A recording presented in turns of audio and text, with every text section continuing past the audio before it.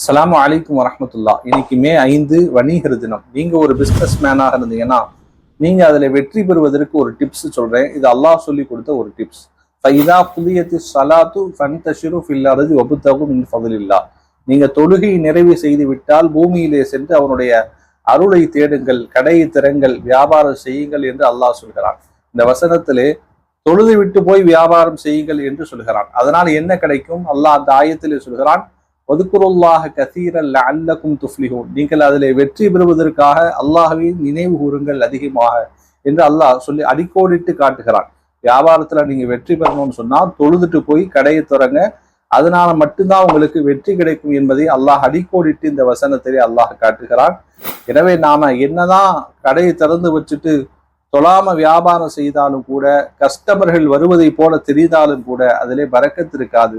தொழுதுவிட்டு செய்யக்கூடிய அந்த வியாபாரத்திலே வெற்றி நிச்சயமாக கிடைக்கும், பரக்கத்தும் கிடைக்கும். இரண்டாவதாக ரசூலுல்லாஹி ஸல்லல்லாஹு அலைஹி வஸல்லம் அவர்கள் வியாபாரிக்கு மறுமையில என்ன அந்தஸ்து கிடைக்கும் அப்படிங்கறத சொல்றாங்க. தொழுகையாளிக்கு அந்தஸ்து கேள்விப்பட்டிருப்போம், நோன்பாளிகளுக்கு அந்தஸ்து கேள்விப்பட்டிருப்போம். வியாபாரிகளுக்கு எதுக்கு அந்தஸ்து? வியாபாரிகள் தன்னுடைய சுயலாபத்துக்காக தான் சம்பாதிக்கிறாங்க.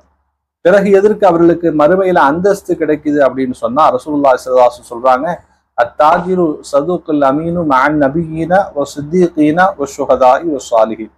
உண்மையாகவும் நேர்மையாகவும் ஒரு வியாபாரி வியாபாரம் செய்தால் அவர் நாளைக்கு மறுமையிலே யாரோடு இருப்பார் என்று சொன்னால் நபிமார்கள், சித்தீகீன்கள், இறை பாதையிலே உயிர் தியாகம் செய்த ஷுஹதாக்களோடு இருப்பாங்க. ஷுஹதாக்களோடு நபிமார்களோடு இருக்கிறாங்கன்னா இவ்வளவு பெரிய அந்தஸ்து. இவர்களுக்கு இந்த அந்தஸ்து எப்படி கிடைச்சதுன்னா அவர்கள் நேர்மையாக வியாபாரம் செய்வாங்க. ஏன்னா இன்னைக்கு எல்லா மோசடிகளும் நடைபெறுகிற ஒரு இடமாக வியாபாரம் இருக்கிறது.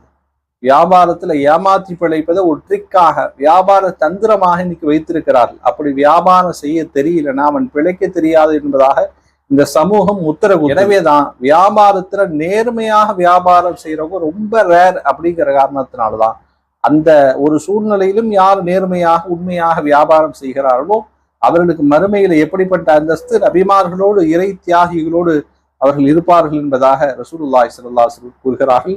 ஆகவே நாம வியாபாரத்துல வெற்றி பெறணும்னா முதல்ல தொழணும், அல்லாஹ்வை நினைவு கூறணும். இரண்டாவதாக மறுமையில நமக்கு அந்தஸ்து கிடைக்கணும் அப்படின்னு சொன்னா, நபிமார்களோடு இருக்கக்கூடிய சுஹதாக்களோடு இருக்கக்கூடிய அந்த அந்தஸ்து கிடைக்கணும்னு சொன்னா உண்மையாக நேர்மையாக வியாபாரம் செய்யணும்.